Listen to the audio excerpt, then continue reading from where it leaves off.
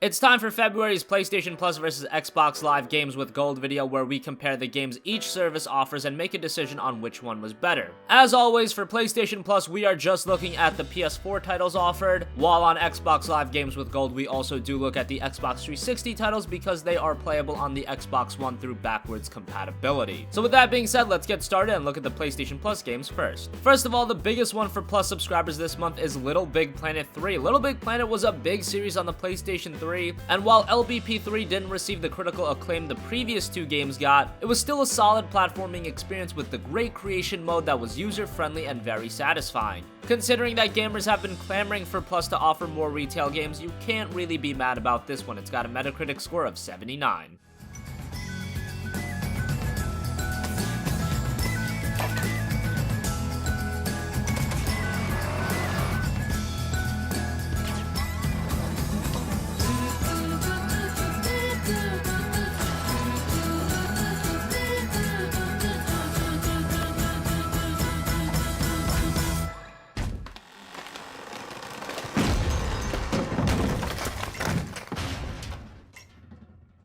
Next up, we've got Not a Hero, which is a 2D cover-based shooter where you fight through buildings and kill criminals. It's an okay indie title that I could see getting lost in the shuffle. At the very least, give it a look. It's got a 75 on Metacritic.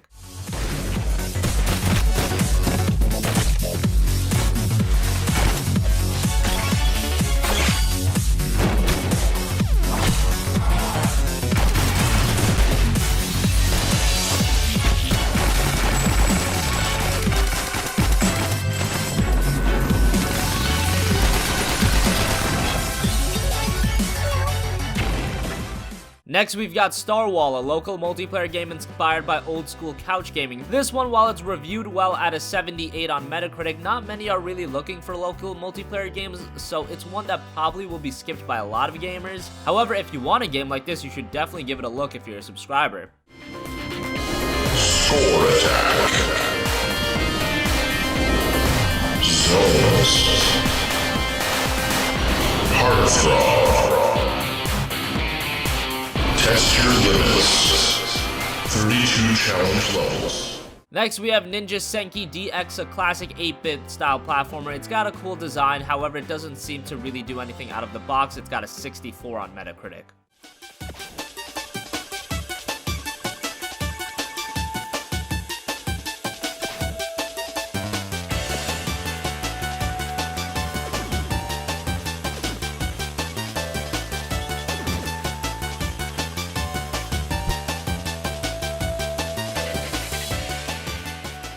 Finally, the last game for Plus subscribers is Torque L, which is described as a unique 2D rolling extend platformer. The game only has 2 reviews on Metacritic, one being a 70, the other a 50, and it's another low-key indie game I don't see many being enticed by.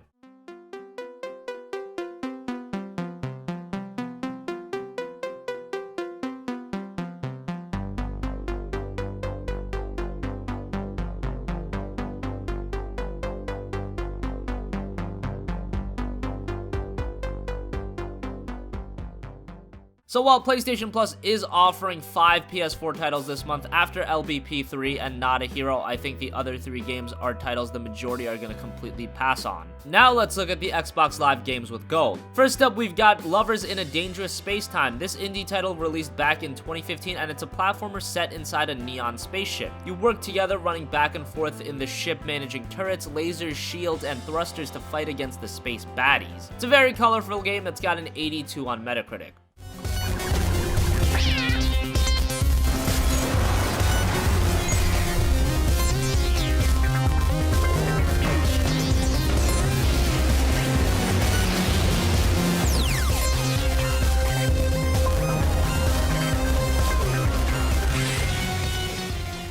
Next, we've got Project Cars, which was a game that was originally released on PC, but then later ported over to consoles. Now, Project Cars itself is a very good racing sim. On the Xbox One, it does suffer from problems such as bugs and lower frame rates. Many of those issues were fixed via patches, and it's a playable experience at this point. The game will be available from February 16th to March 15th. Project Cars has an 81 on Metacritic.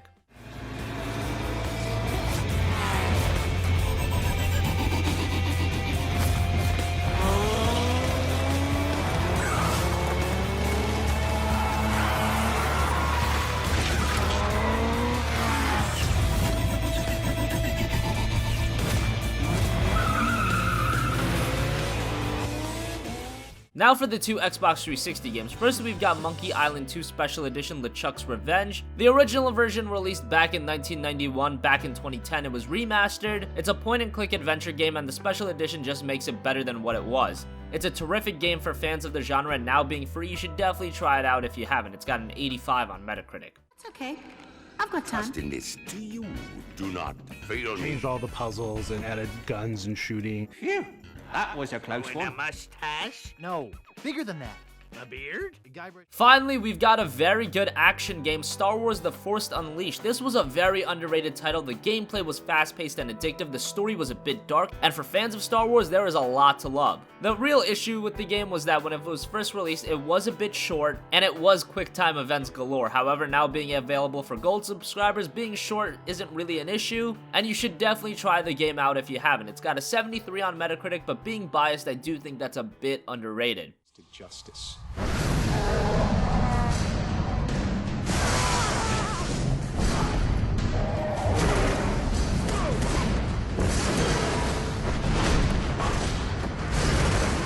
Vader thinks he's turned you, but I can sense your future.